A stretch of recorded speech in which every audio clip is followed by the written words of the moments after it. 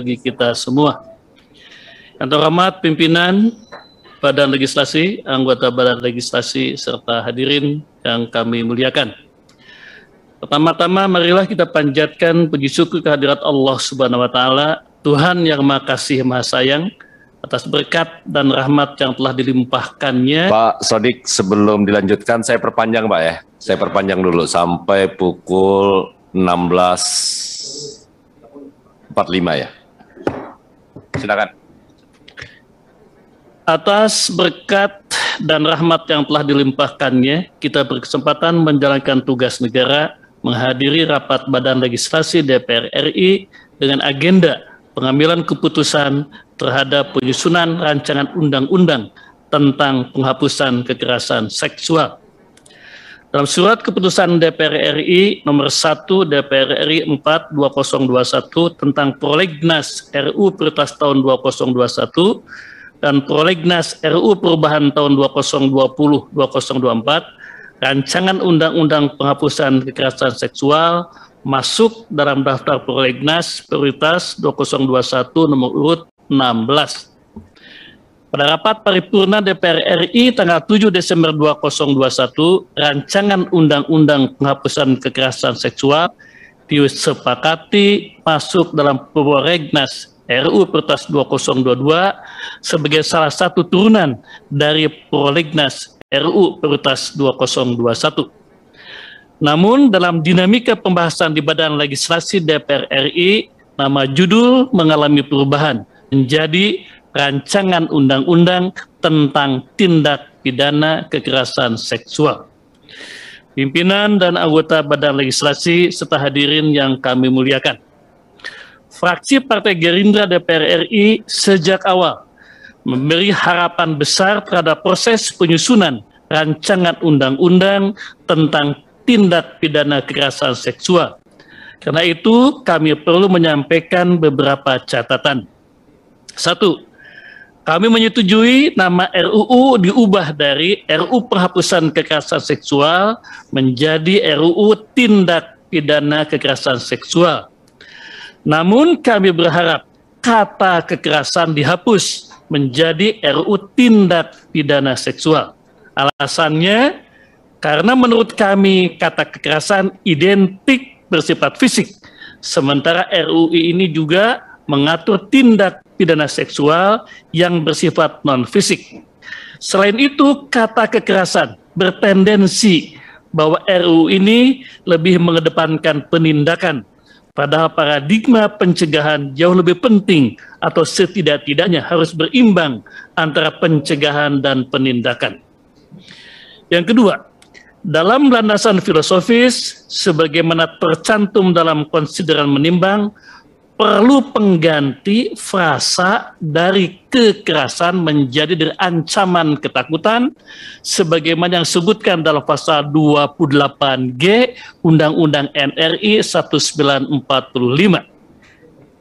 3. Untuk menimbulkan efek jera, maka pelaku tindak pidana seksual perlu diberi hukuman yang lebih berat. Karena itu frasa dan atau pada pasal 4, 5, 6, 7, 8, dan 9 perlu diganti dengan kata dan saja. Artinya pelaku tindak pidana seksual akan menerima hukuman pidana penjara dan pidana denda. Hal tersebut juga untuk menutup kemungkinan dijatuhkannya hukuman hanya berupa pidana denda saja. 4. Pasal 5 mengenai pelecehan seksual berbasis elektronik perlu perumusan lebih jelas.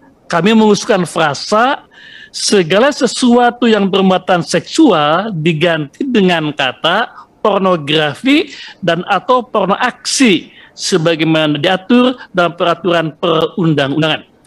Hal tersebut untuk melindungi pihak-pihak yang tidak memiliki niat melakukan kejahatan seksual agar tidak menjadi sasaran pasal tersebut. Misalnya, pedagang alat kontrasepsi atau obat seks yang biasanya juga mengirim contoh produk yang bermuatan seksual kepada calon pembeli melalui media elektronik. 5. Terkait pasal 18 dan pasal 43 yang memuat frasa tidak boleh menjustifikasi kesalahan, cara hidup, dan kesusilaan, termasuk pengalaman seksual korban dan atau fraksi, kami berpandangan bahwa frasa tersebut berpretensi melindungi praktek seks menyimpang dan melindungi praktek seks bebas. Kami berharap agar frasa cara hidup dan kesusilaan termasuk pengalaman seksual dihapus dari kedua pasal tersebut. Nomor 6, terkait pasal 66 tentang peran serta keluarga, fraksi Partai Gerindra menilai bahwa hal ini bernilai sangat strategis dalam pencegahan tindak pidana seksual. Kami menilai perlu ada penguatan pasal tersebut berupa reward and punishment kepada keluarga yang aktif atau keluarga yang tidak aktif dalam pencegahan tindak pidana seksual.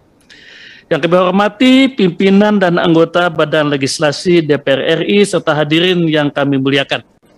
Dengan memperhatikan catatan dan masukan di atas, fraksi Partai Gerindra DPR RI menyatakan menyetujui penyusunan rancangan undang-undang tentang tindak pidana kekerasan seksual dilanjutkan pada proses selanjutnya sesuai dengan mekanisme perundangan yang berlaku. Kami berharap catatan-catatan yang kami kemukakan di atas menjadi renungan yang korektif dan konstruktif bagi kinerja legislatif kita semua. Terakhir kami sampaikan terima kasih dan penghargaan kepada Ketua Panja dan anggota Panja serta pimpinan Badan Legislasi yang telah membuat sejarah menyelesaikan undang-undang ini yang tertunda cukup lama. Wabillahi taufik wal hidayah. Wassalamualaikum warahmatullahi wabarakatuh. Jakarta, 8 Desember 2021. Pimpinan Fraksi Partai Gerakan Indonesia Raya, Dewan Perwakilan Rakyat Republik Indonesia, ditandatangani Wakil Ketua Heri Gunawan SE, nomor anggota A85, Wakil Sekretaris Dr. Supratman Andi Atgas SHMH, nomor anggota A128. Terima kasih. Assalamualaikum warahmatullahi wabarakatuh. Boleh tambahan sedikit, Pak? Secara pribadi saya sampaikan apresiasi kepada Ketua Panja dalam rapat terakhir tadi mengakomodasi usulan fraksi Gerindra agar menetapkan syarat keimanan dan ketakwaan kepada Tuhan Yang Maha Esa sebagai salah satu syarat bagi hakim, penyidik, dan jaksa umum. Terima kasih, Pak. Assalamualaikum warahmatullahi wabarakatuh. Terpercaya.